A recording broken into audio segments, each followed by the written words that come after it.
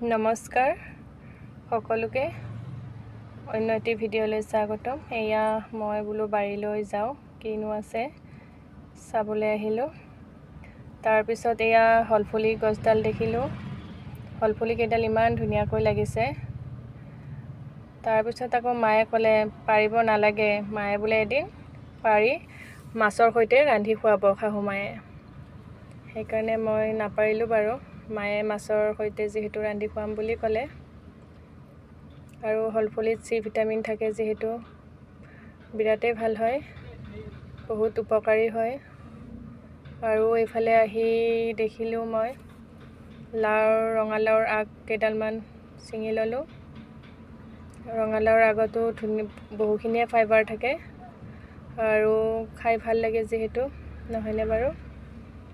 ঘৰৰে ৰঙালাওৰ আগ, ৰঙালাও কেইটা ছিঙি নিয়া হৈছে বাৰু দেই, আৰু ছিঙিলোঁ। তাৰপিছত এইফালে আৰু এয়া চেঙাটেঙা পেটৰ অসুখত বিৰাটেই ভাল হয়। যদি পেটৰ অসুখ হয় এই চেঙাটেঙাটো বইল কৰি খাব লাগে, আৰু মাছৰ সৈতেও খাই ভাল লাগে বাৰু দেই। চেঙাটেঙাটো জাতিলাও দি পেলাইও খাব পাৰি, চেঙাটেঙা বিৰাটেই ভাল হয়। আৰু এইফালে এয়া লিচু দেখিছেনে, লিচুজোপাও কি ধুনীয়াকৈ লাগিছে, পকিছেই মানে বতৰৰ ফল যিহেতু দেখি মই ৰ'বই নোৱাৰিলোঁ, এটা ছিঙি টপককৈ খাই পেলালোঁ।